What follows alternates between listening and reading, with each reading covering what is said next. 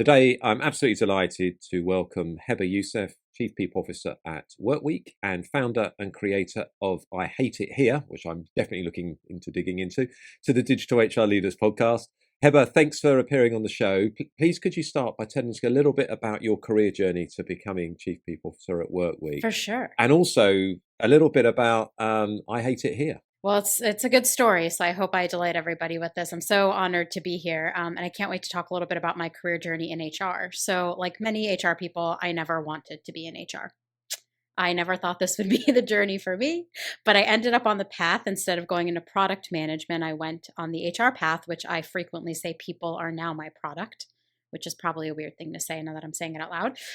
But I started off thinking that I was going to go work at a tech company to run product management. And I took a segue into learning and development, where I led a global learning team for 3 years, traveled the world, trained over I think like 1,000 employees by the time I left, and it was a 2,000 person company globally.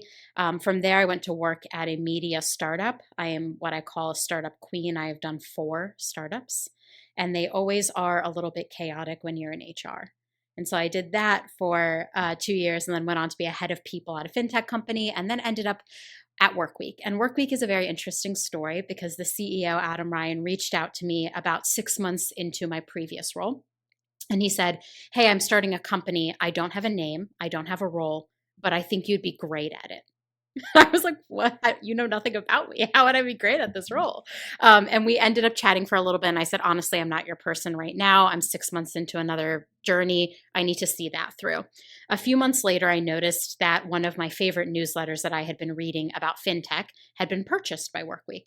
And so I reached back out just to catch up to see how things were going. And that catch up ended up being scheduled for 15 minutes, lasting an hour and 45 minutes. And by the end of it, they said, "We would do anything. We want you to come work here, but we also want you to write a newsletter." And I remember at the time thinking, I've never written anything. Why would you want me to write a newsletter? And they said, "Your passion and enthusiasm for HR just shines through. And we think if you could write a newsletter the way you talk to us about HR, it would resonate with a lot of HR people." And so I went on accepting the role. And in September of last year, of 2022, we launched I Hate It Here, which the name is inspired by the worst fear HR people might have, that their employees truly do hate it there.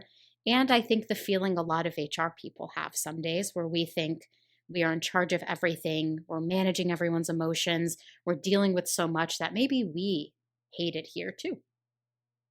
So that launched last year, and we've crossed over 100,000 subscribers.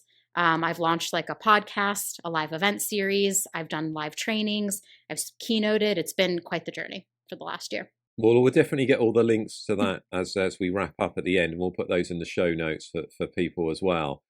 Really interesting, actually. You have a great background, and we're seeing, the company that I work at, Insight 222. We help organisations with people analytics. Mm-hmm. And an element of people analytics is around creating products using data and analytics. So actually having that original mindset to get into product management maybe isn't so strange now working in HR.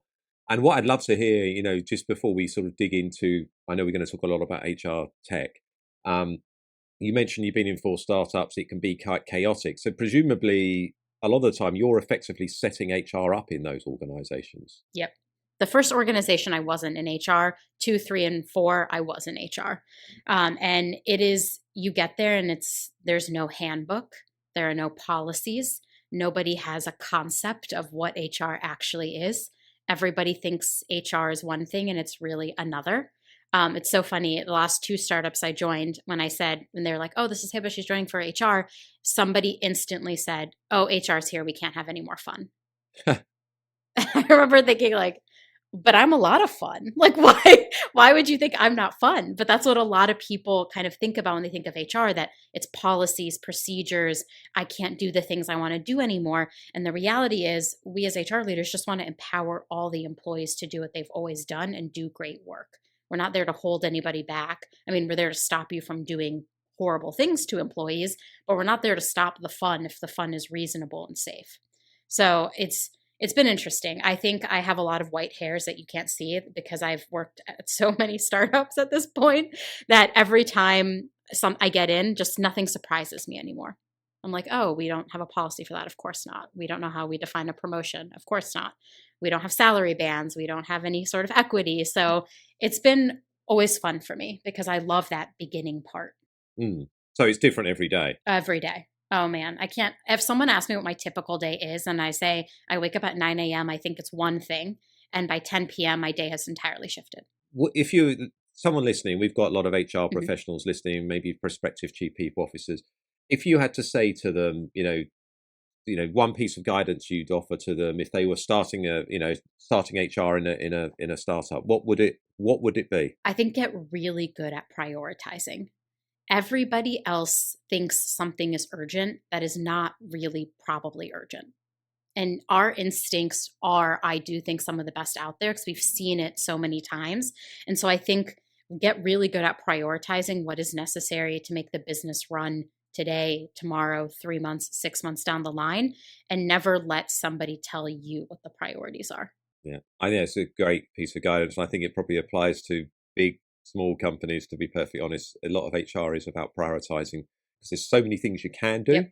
do the stuff that's going to have the biggest impact on the business and on the workforce, Yeah. frankly, as well. Yeah. So, yeah, really, really good. So, Heather, on your weekly newsletter, and I'll say it again, I hate it here. You recently published an article on HR tech Yeah. stacks.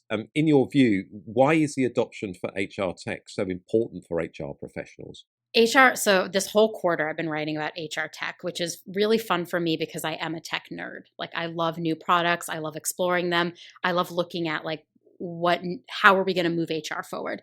And so HR tech stacks to me are fascinating because if you ask your employees when was the last time you logged into the HR system, a lot of them would say, "Oh, I just like logged in to put PTO in or I just need to look at this calendar." And it's never that they're incentivized or want to log in. It's almost like they're forced to by HR.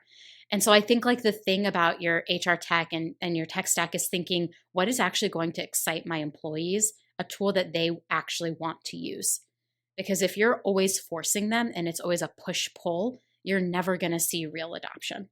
And I'm also not naive enough to think someone's going to wake up and be like, oh my God, I'm so excited to log into my HR tech system today. No one is going to do that.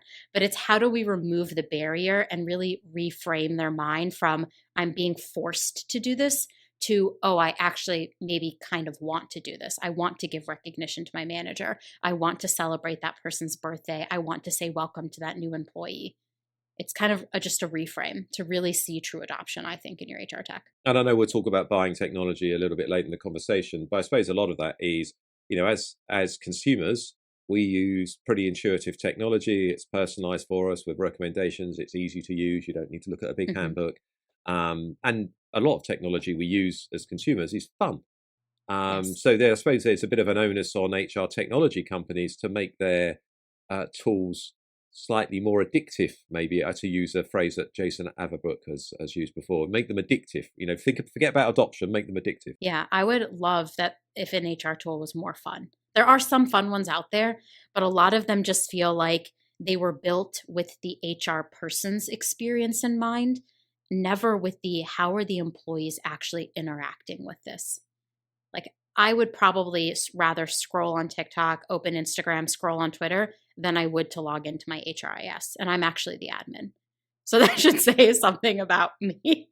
Like and I'm looking forward to the day that I want to do the HRIS piece before I want to do a Twitter, a TikTok, or an Instagram. But there's something about socialness that hasn't really been integrated into a lot of HR tools. So this is another area where your initial ambition to get into product management Yeah. probably helps you when it comes to evaluating potential HR technologies that you may use in your companies. I am the most annoying person on a demo because I'll say, can you click that? Can you do that? Can it do this? Show me the data. And every single time, I think the person on the other side thinks that they're talking to somebody who's just going to randomly buy HR tech. But I usually come with like 10 to 15 system requirements already written across potentially 3 different users.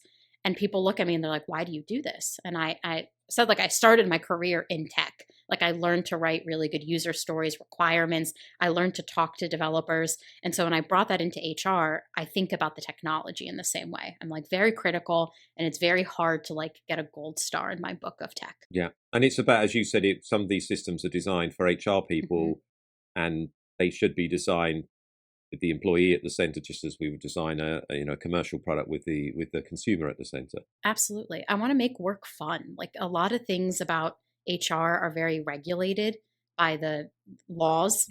And so, like, we have to do things regardless. Like, we have to verify an I-9 in the States, but it's how do we actually take that and make that a fun experience for somebody rather than, oh, I'm just filling out paperwork, or oh, I just have to do my review, or oh, I have to submit my PTO. I'm interested to see where the technology goes in the next 5 to 10 years when we really think consumer first. Yeah, I think we definitely need to go along that way. And given the current situation that you've painted, Heather, if we reference to a recent survey by Deloitte, over 42% of organizations surveyed as part of that report said that their HR tech implementations fail within the first 2 years. And some of these technologies are quite expensive. Yep. As someone who lives and breathes HR, why do you think HR implementations tend to fail? A lot of times, I think HR leaders get buy in from whoever they report to potentially. So I report to our CEO, but I also work closely with like finance. And so, in order for me to get buy in for a tool, I have to get my CEO and my finance people on board to make the investment. I think a lot of times HR people forget that there's another group you need buy in from, and it's your employees. And they're not just going to trust you to say, hey, this we rolled out this really cool system, it's going to be so fun for you. They want to feel like they have a say. And so something that I've been talking to a lot of HR people about is, why don't you bring employees to the demo? Why don't you say, okay, I've already demoed this product, I've asked all my HR requirements, let's bring the employees in and make them feel like they have a voice? Because I think that's ultimately why so much HR tech adoption fails, is you never ask the employees what they want. Mm. And the reality is, we don't have to do what the employees want. But if they feel like they can voice an opinion, I feel like the journey to buy in is just so much easier. And if you get them to love the tool before you even roll it out, they're going to go tell their friends who are going to tell their friends. It's going to grassroots grow an affinity for this product. And the story is going to be, I loved it and I got to tell HR why I loved it. And so I think like we think a lot one way, like I need to get buy-in from the powers that be, and we don't ever stop to think I need to get buy-in from these employees who are going to be using it every day. Yeah, we're going to dig into the kind of stakeholder question a little bit later because I think you're right. It's really important. I think too many organisations, we just, as you said, we just look Hmm. upwards to who we need to get sign off from. We don't think about who's going to be using something. And as you said, if you want people to use it, getting them involved. They'll have questions that we wouldn't think of necessarily in HR. Absolutely. So it might help you make the decision between two very closely competing tools as well. And obviously adoption is something that you want to drive. So yeah. So really good point. I like that. So sticking to that that topic on employee adoption, what strategies have you found other than getting employees involved? Obviously, what other strategies have you found most effective for encouraging employee buy-in and engagement with new HR technologies? Always asking their feedback. And I don't think feedback is a survey that you always have to do. You could do a listening tour. You could have the managers ask. You could have other people on your team deployed to different departments to ask. I think getting their feedback is really important. And I think a lot of times employees don't feel heard. And Mm. so to solve that problem, you just have to ask them. And it takes asking them more than once. Like they're not instantly going to open up. I just think the inherent distrust there is with employees towards HR makes them hesitate when they need to tell you something. And so I think if you can do your best to build a trust with them and say, I honestly want your feedback, I want your opinion. And that means the second you roll it out, maybe at the 3 month mark, maybe 6 month, even at your renewal, Mm. asking for feedback about the tools they're using and why goes a long way, in my opinion. I just think like there's something to be said about your employees trusting you. And if they're coming to you with feedback, you have to listen. And have you done any work in the past around sort of understanding different personas of Hmm. employees and how they might use the tool slightly Yep. differently at all? Yeah, when I write my requirements, I actually write usually for three groups. I say, like, as a manager, I need to be able to do X, Y, and Z. As an employee, I need to be able to do X, Y, and Z. And then it's always as an executive, I need to be able to see my skip level, just drill down into my department. I'm always thinking about those different personas because what everybody wants out of the system is different. Mm. And what everybody needs is also different. And so being able to tackle those like three main groups, maybe you have four, maybe you have five, being able to get feedback from every persona out there is super important. No, that's a really good point. And as you said, again, it talks to that adoption process, because if employees use it but managers don't, Mm-hmm. then that's not good. Oh, yeah. And if employees and managers use it but leaders aren't looking at it, then that's probably not very helpful either. So Yeah. Sorry. I was just going to add no, one. you I go. was going to add one last thing. You please. You said managers, and it like made something go in my brain. But I was just thinking, your managers, also bringing them on board earlier, the better, because they're the people who are really driving the behaviors and impacting your employees day to day. I read this amazing stat somewhere. I need to go reference it, but that your manager has more of an impact on your mental health than your partner. So you're at home with this person all day long, and somehow your manager, who you're at work with all day long, has a bigger impact on your life. And so if I'm thinking about tech and process and adoptions, an area, if you just go straight for managers and you also get their buy-in, you also explain to them it's part of their job to like help you get adoption on the system, I think then you'll see more employees adopting the tech and following the processes as well. Yeah, and I think we're seeing increasingly now with some of the sort of Mm-hmm. more sophisticated HR technology that's coming out, it's actually giving insights to managers about maybe how their behaviours or it may drive performance or an engagement in their team or otherwise, and giving them tips around. You haven't had a one-to-one with Hebba for a while. You might want to book a one-to-one with Hebba. Our data tells us that manager one-to-ones are very important in terms of engagement, retention, etc., etc. And I think some managers are scared of that, by the way. They're scared of being told they're like not doing well. And so then they avoid. What happens is like a lot of people are scared to give feedback, so they avoid. And so finding a system or tool that takes away that fear from the manager and truly says, we're Mm. trying to make you better. We're actually trying to help you, because your job is so overwhelming. Like you have to coach all these people, you have to manage performance. You also are leading work. Maybe you own a project. That can be very overwhelming. So we got this tool and this system to actually help you do your job. Yeah, and it's hard being a manager, and it's arguably harder to be a manager now than it's ever been. Yep. You've got so many things coming at you. You've got the kind of hybrid element as well. So sometimes you're managing people in front of you. Sometimes you're managing a lot of remote people. Mm-hmm. Maybe you distributed different geographies as well. Yeah, and there's lots of demands from employees who expect more at work now. Employee expectations and leaders say you're the meat in the sandwich. It's an impossible job.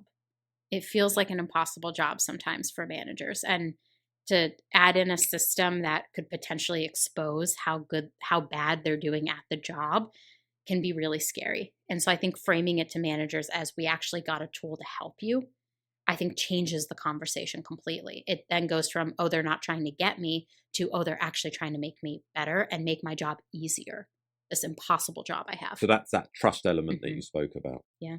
Being very transparent as to why we're buying and implementing a piece of technology, what we're trying to achieve out from a business perspective, but also from employee perspective and manager perspective, etc. And then kind of helping people along the way. Good communication, I guess. Yeah. And transparency. So no, really good. So let's move to another stakeholder. Leadership buy-in. As HR professionals, and we understand the ROI for buying mostly understand the ROI for buying an HR technology tool. However, more than often, getting funding for the tool is often met with a resistance from the C-suite. How can HR professionals go about gaining buy-in for their desired tool from the C-suite? And maybe we could expand that conversation and talk about some of the other stakeholders that we need to get on side as well. Yeah. I think the really interesting thing about HR is I've observed this, and maybe people listening have also observed this. It feels like every other department asks for budget for something and nobody asks them why. But when it comes to HR and you're like, I want this HRIS, the first question everyone asks is why. And everyone wants to give you an opinion on it. And some days I'm like, you don't ask our sales team why they need Salesforce to sell. Why would you ask me why I need an HRIS to help effectively manage our employee experience? And so we're already starting, I feel like, a lot of HR people from a deficit where every other organization is given the tools department, the tools they need to be successful. And oftentimes I feel like HR leaders are told, slash your budget. You already manage the most expensive part of the budget, which is headcount. So we can't give you more. But I think that is so short-sighted because at the end of the day, how productive and successful your company is going to be comes down to your employees. And if you give them the tech they need to be successful, and on the flip side, give your HR team the tech they need to spot potential retention issues, to spot performance issues ahead of time, you become even better as an organization. And so I think like I can't talk about getting buy-in without even acknowledging that like everybody else seems to get it and we seem to be the last people who get approved. The second piece of that buy-in is always connecting it to the why. So if you have a CEO who's very business oriented, like they are thinking about the livelihood of the business because it is very much their company, their founder, it's their CEO. I think connecting back the why you need the tool to how you can help the business perform is the most important thing you could do. And I don't think that's truly revolutionary. But I think a lot of HR people they forget to say, I need this tool, not just because my life is going to be easier, but because I'm going to be able to spot potential retention issues before an employee chooses to leave.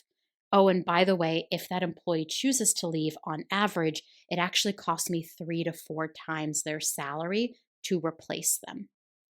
And so I think when HR becomes the more data minded organization, deeply aligned with finance about actual cost to the business, I find the buy in then is a lot easier because you have a CEO that says, oh, she has thought about all of these things and we're going to actually save money. And I think the other part of buy in that's incredibly hard is you don't instantly see the impact of an HR software. So you don't implement a tool and then all of a sudden tomorrow everyone's engaged. That's completely unrealistic. And so I think setting those expectations correctly, like I'm going to implement this system in 3 months, here's a milestone we're going to meet. In 6 months, here's a milestone. In 12 months, I'm actually hoping our retention goes up and our engagement goes up. And here's how I'm going to do that using this system.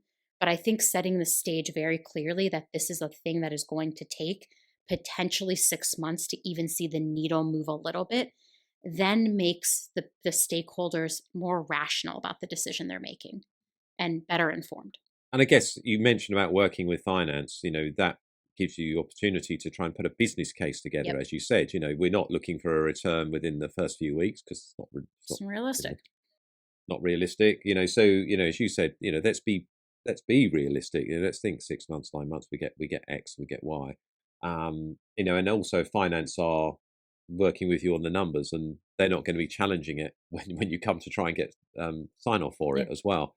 And I'm guessing some of the other stakeholders you need to work with, particularly in the startup, obviously your technology and IT team, maybe legal. I don't know if you could talk to Yeah. maybe those stakeholders or maybe other stakeholders that you would work with actively on this. I think there are always, like, when I start any project, the first column I always have is key stakeholders. It's like, who do I need final sign off from? That's like step one. Step two is like, who do I need everyone's opinion on it? And that's where like legal, IT, potentially your engineering, like there's a lot of people that you have to think through getting their buy in on it. And legal is a big one, always making sure that they understand what we're doing with the data in the system. Like they need who has access to it. What are we going to do? What are we liable for? That's really important. Your IT team, making sure that you can integrate it in a way that's like easy and simple. Is there SSO? Like, are you moving it into another system? Does it integrate with that system? How do the APIs work together? So thinking through that as well, super important. But I think from there, like always having your list of who is my second tier people to get all of their thoughts and feedback on is really important. And that's where people like legal, like IT, even your managers come into play because you're going to want their opinions on, is this feasible? And I think as HR people, sometimes we think like we know everything. Like we've used this tool so intensely, like we can anticipate everyone's feedback and movement. And it's so short sighted because the rest of the teams are going to expose things that might never cross my mind. Yeah.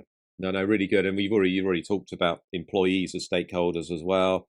And I guess one other one would be, depending on the size of your organization, if you have one, the procurement Yep. department, Oh, yeah. being close with your procurement partner in terms of if we're going to go out with an RFP, making sure you get the specifications right, et cetera, et cetera. At a startup, less people involved. Totally. Of course. When you're at a bigger organization, I've also gone through that process of securing software at a bigger organization, and there are more hoops to jump through. Like at this point at a startup, I get to say, I want this software, and I maybe have to ask like 4 people what they think. At bigger organizations, you're looking at a longer time horizon. And I also think the one important group of people who I always stay super close to is our finance team. I will buddy up to any finance department because they are also going to tell me, how does this tool scale? Like, I can do the simple math, but they're going to be the ones who tell me, if we add 50 people to our headcount next year, our software also goes up. And that's another thing I think a lot of people don't think about. They'll implement a costly software, find themselves rapidly scaling, and then saying, oh, wow, this, I can't manage this budget anymore. It's too much. Yeah, I mean, I suppose sometimes it's thinking realist, because it's obviously difficult to choose. There's so many different God, technologies out so there. many.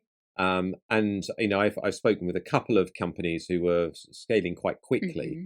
and they bought systems which maybe would be what they would need in 3 years' time, Mm-hmm. knowing that the last thing they wanted to do was implement a system and then have to unpick it in 3 years if they met their growth target. That's my least favorite thing. I always am asking how something is going to scale, even if we're not adding 100 people next year. I cannot implement a system, get everyone's buy in, get all the endorsements for it, and then in a year's time, rip it out and do a new one. There's no faster way to lose trust of the employees and your leadership team and all your stakeholders than to just fix something for a moment in time. But as you said, whatever the size of your organization, your practice of doing that stakeholder mapping Mm-hmm. exercise at the start, who are the stakeholders that will be signing this off? Who are the stakeholders I need to influence? And and having a plan on how you're going to do that is just a really good piece of practice, really, for anyone that's buying HR technology. Some days I say my job is a lot of manipulation, where I'm just trying to get everybody else to agree to the things that I think are right. And other days I feel like I'm really doing strategic HR. But some days I'm like, well, this is my influencing day. I have to have 15 conversations about the importance of employee engagement and the impact on productivity and why feedback is important. And other days I get to do more strategic things. But yeah, getting that buy in from stakeholders is so important. And I sometimes think we don't do it. I've been there where I've not done it and I've seen a project fail. And I've thought I should have just done this correctly. I shouldn't have been so impulsive about moving something quickly to get it done. I should have slowed down and gotten the right buy in. Yeah, agreed. And there's a nice segue there, because we're going to talk a little bit more about data now. Mm, And at Insight 222, earlier this year, we did some research around building data literacy in HR. We identified 5 key skills. And to your point, consulting and influencing was one of those 5, because it's so important, because yep. you've got to work with stakeholders. You've got to persuade people to do things they might not necessarily want to do sometimes. And they've got lots of competing interests. Again, the ability to influence people, put together a compelling case, and to your example, working with finance to do that, Yeah. is just it's just an important important part of certainly being a CHRO, but also I think being any senior HR leader. I went to HR Transform 2 years ago, and there's a talk that has stuck with me to this day. And in the talk, the speaker said HR is one of the most interdisciplinary skilled roles, meaning we are not just one thing. We have so many different skills within our bucket. Our recruiters are essentially sellers. Even in HR, I have to sell everybody on my ideas. I have to influence them. I have to learn to market things because I have to be able to market our initiatives and all the tools we're using. And I have to be data minded and technical to a certain extent to use a tool. And I also have to understand legal laws and the things that hold me liable. And so I think about that every day in HR because you have to have such a robust skill set to do this job really well. And data literacy is huge. I always joke that data is my love language, but I do love looking at data. Like everyone's like, what's your love language? I'm like, data. I don't need words of affirmation. I don't need gifts. I need the data because I need to know how I'm going to make decisions based off of something that's just not my gut. And so I'm not surprised that data literacy is up there. And I think a lot of HR people are realizing the better I get at understanding the data, making a business case using data, and being able to point to data as my success is going to make me better as an HR leader. Yeah, it was interesting. I'd read a study by Mercer a couple of weeks ago, and it was asking chief people officers what they wish they'd known before they assumed their Mm-hmm. role. And I think the highest was 41% wish they'd known more about people, data, and analytics. Mm. So there's definitely that change coming on, and obviously you're passionate about data, which is good Such to a hear. dork. and you've spoken and written about the challenges of fragmented data in Mhm. HR systems. How does this fragmentation affect HR operations, and what are some of the best practices for integrating and managing data across different platforms? Because let's be honest, sometimes you have a learning platform, Mhm. sometimes you have a recruiting platform, other times you have an HRIS. How do you kind of work with all those different systems to get the information that you need out to support decisions, and help leaders, Yeah. use data to make decisions, at least to inform their decisions. The fragmented system is truly what I call hell, because that means you're like pulling down data and you're trying to and it's moment in time data too. That really bothers me. Like, the second you pull that data down or you analyze it, the next day it's outdated unless you have like an automated report, which means like then you're pulling down data from learning, you're pulling down data from recruiting, you're pulling down data maybe from your HRIS. You're building this beautiful report to give you insights, and the second you're done building it, it's outdated. And so that is just the part that drives me the most insane. And it's the reality a lot of HR people are in. I read a report recently that said HR people are using anywhere up to 25 tools.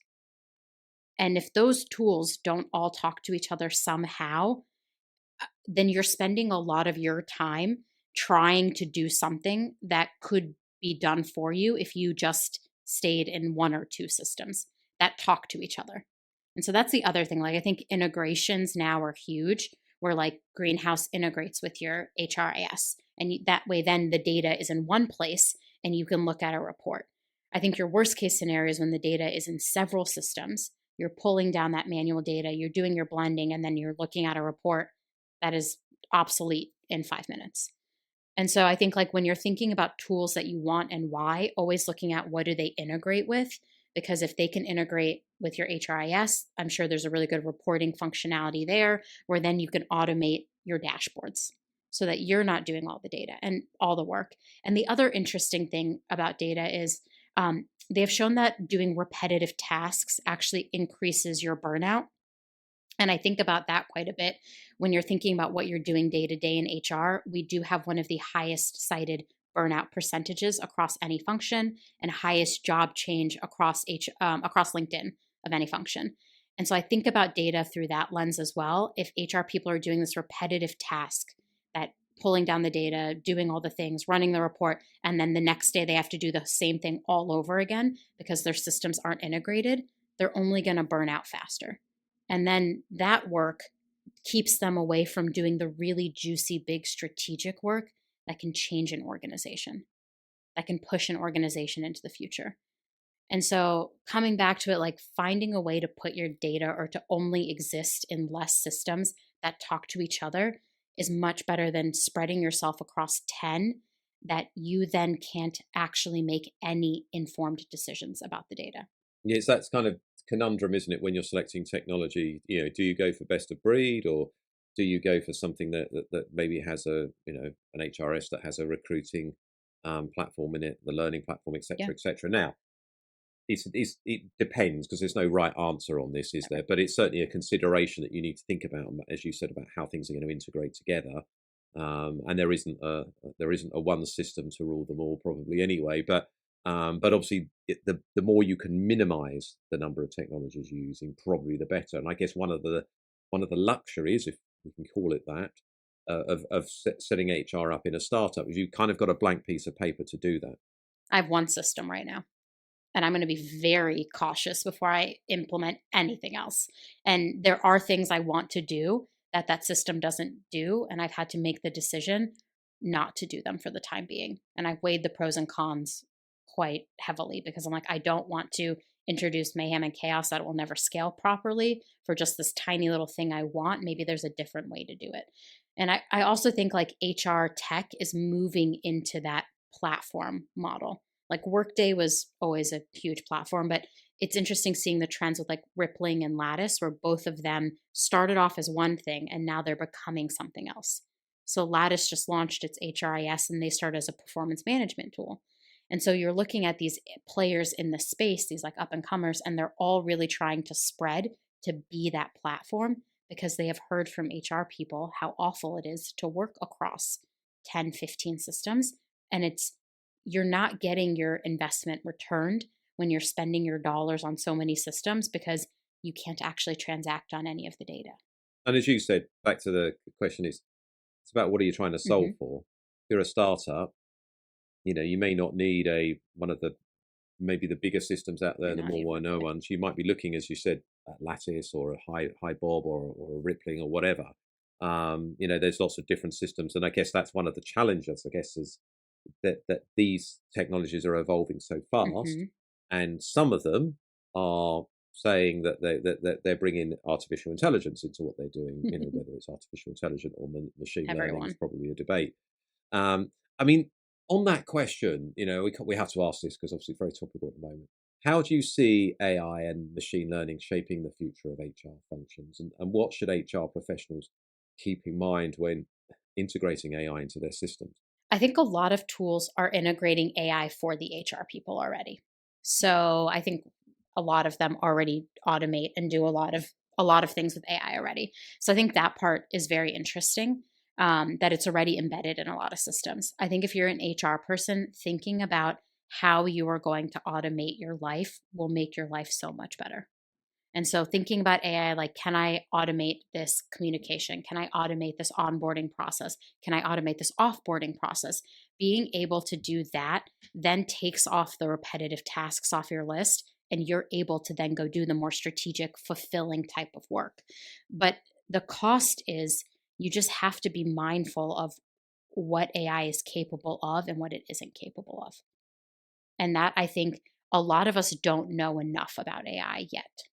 And I foresee that that's going to be a real skill, like automating, working with AI, that like all of us are going to have to learn, because it's going to either be embedded in a system or we're going to leverage an outside thing to make it happen. Yeah, I think it's a really good point.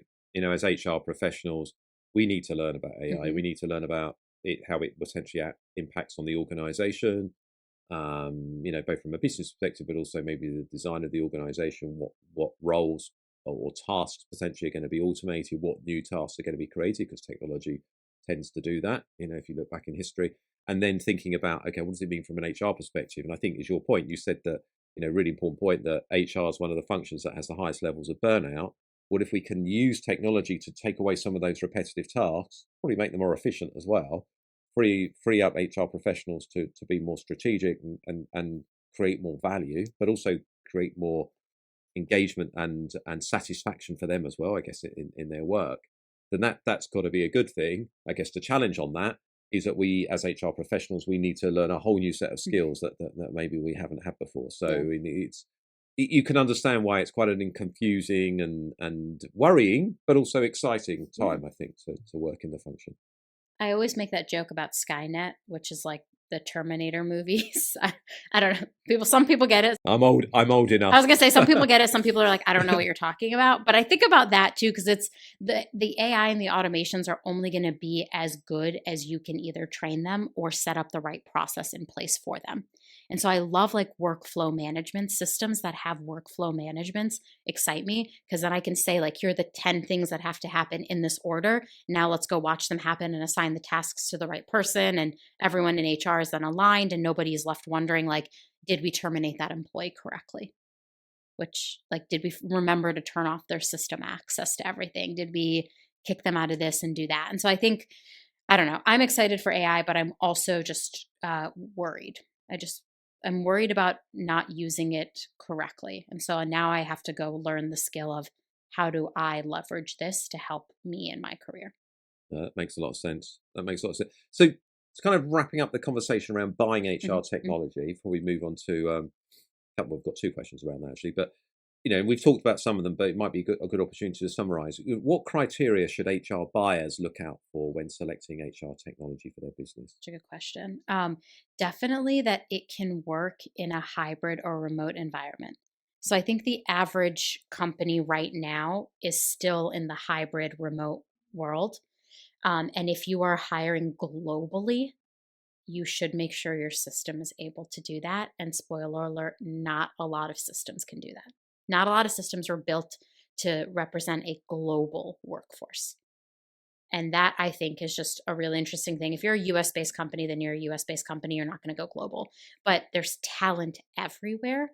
And to think that your employees might want to move and live somewhere else and that you don't have to worry about that is short-sighted. And so I think like one of the things is thinking about, are you a remote, in-person, or hybrid organization? And does your HR tech support that? It's like step one. I also just think the next big thing is usability. Is it, when you look at it, do you think this was built in 1998 or do you think this was built in 2023? And so finding something that's like usable so that your employees are excited to log in and use it is a game changer. And there are HR tools out there that aren't really built with a usability functionality in mind. They're just doing the job and getting it done. But I don't think that's how you should think about it. You should think about usability. Well, again, it's back to that adoption Yeah. conversation we had, isn't it? The other thing is your data. Does your tool, a lot of HRISs, you want the reporting to be one of the best features out there. So I like instantly whenever I analyze an HR tool, I'm always looking at, show me your reporting, show me your out of the box dashboards, show me how you calculate the KPIs, show me what kind of findings I can figure out in the system. And that is just a big selling point for me as well. Yeah, and that's all part of the business case that you might make to the CEO and the CFO as well, because obviously one of the benefits that they can get out of any technology implementation is data. Yeah. And then maybe one other piece I might add to that, and it'd be interesting to get your thoughts on is, if you're choosing between different technology firms, the ones that are more willing to partner, I guess, is really important, especially if you're making your first steps in as a startup, buying HR technology maybe for the first time. Yeah, customization can be a pro and a con, because if you over customize everything, there are inefficiencies there. But having an HRIS that understands what you are trying to do and is able to be flexible to what you need for your environment is key. I have worked with some systems where they say, oh, we just don't do that. And I have to say, then I can't work with you because my environment is unique and it has this one need. And if I can't get this need met, I can't implement the software. And then I've worked on the flip side with companies that are able to customize.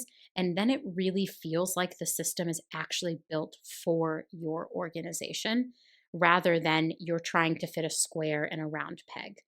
Because that's what it can feel like sometimes with HRIS is, oh, why are we doing this? This is not a company standard. If it's not a company standard, why would you do it in the tech? It's like a mismatch of like values then. And I guess, as you said, it's a bit of a trade-off, isn't it? You don't want to over customize because that can lead to problems down the road. And obviously sometimes bringing technology and gives you an opportunity to maybe look at some of your processes and maybe make them more efficient and more effective. But you don't, as you said, you don't just want to like take your round process and try and fit it into a square hole. So there's got to be a little bit of bending on, ideally on both sides there, I think. Yeah, and I think some HRISs are interested in doing that. Some HR tech tools are, others are not. They'll say we didn't build it to do that. And usually I'm like, well, I can't use your tool then. It's clear as day. So there we are. If you're trying to sell some technology to Hebba, you know not to do. Yeah, don't do that because I won't buy it. You will not get my dollars. To wrap up before we head to the questions of the series, what key piece of advice would you give to HR professionals or maybe chief people officers like yourself to help them with their future HR tech implementation projects? I mean, always get the buy-in. We talked about that earlier. Make sure that it's usable, that like it's something that would excite your employee to actually use. And then really think about where your organization is going. So don't just buy for the now. Buying for the future is really strategic. And it also can be really hard if you don't know where your organization is going. Yeah. And so I think starting the exercise of understanding where you headed in the next 1 to 3 years could be super powerful in helping you select a tool that's going to be able to grow and scale with you. To support your journey, not hinder it. Because a lot of tools they'll tell you they're able to do what you want them to do, but don't trust them.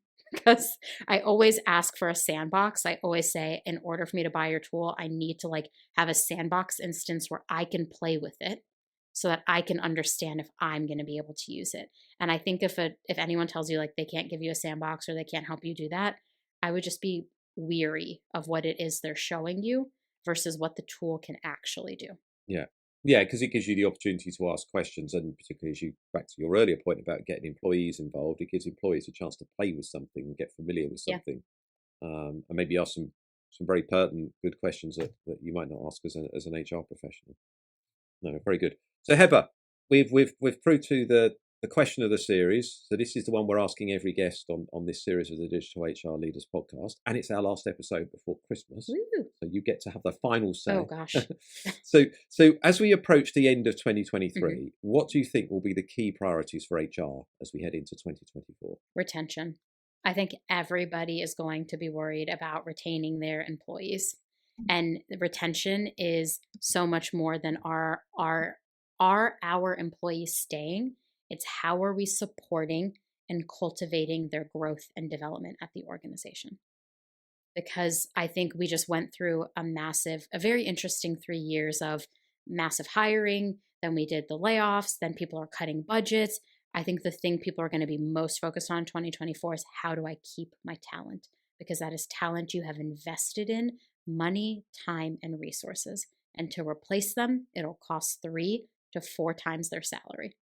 And so I think every HR leader right now is wondering, what do I have to fix to keep these employees here and happy and engaged? So we may hear, I dare to say it in case we do, the Great Resignation Part 2. Part 2. I don't know if people are going to be leaving as much. I think a lot of people are going to stay put until the market settles a little bit. But that staying put can still really hinder your organization. So you have to continue to think about, performing. How do I enable the people who want to stay or are being forced to stay? How do I still get the best work out of them? And personally, I don't think anything is great. Resignation is not great, but anyway. That's probably a separate conversation, I think, for another time. But I could rant about that. So, Hebba, for our listeners who'd like to connect with you or follow the work that you're doing at I Hate It Here, how can they get in touch with you, find out more what you're doing at Workweek, and subscribe to your newsletter and find out more about your podcast? I love it. You can find me on LinkedIn, Hebba, Hebba Youssef. Obviously, my name is in this thing. And you can subscribe to I Hate It Here. Honestly, you could just Google I Hate It Here, and it's the first thing that comes up. I have 1 SEO.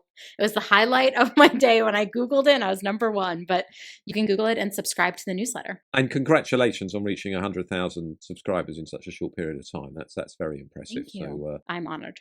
I feel very blessed to have a platform, honestly. Good. Well, you've prompted me to go and check it out a little bit more. So I will certainly be doing that over the Christmas holidays. And other than that, Hebba, I just want to say a huge thank you for sharing your time and expertise with listeners. Really enjoyed the conversation. Thank you so much for having me. I had a blast. In this series, we will be speaking to a range of senior leaders who are pushing a data-driven and digital HR agenda. Make sure that you subscribe via your podcast app of choice and also via our YouTube channel for free and regular interviews with the digital HR leaders of the future.